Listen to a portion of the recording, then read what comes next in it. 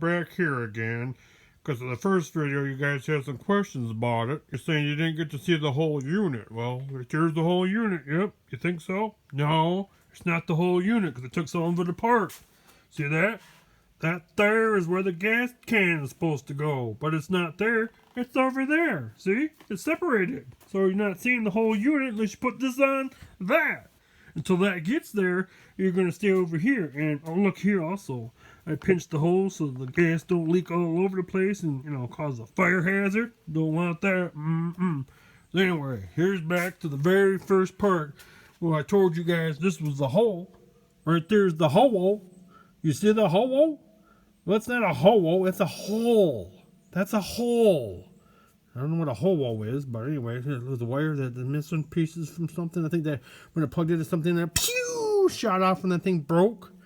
That's what I'm talking about right there. That's a big, good-sized gaping hole there. A little duct tape cover that up.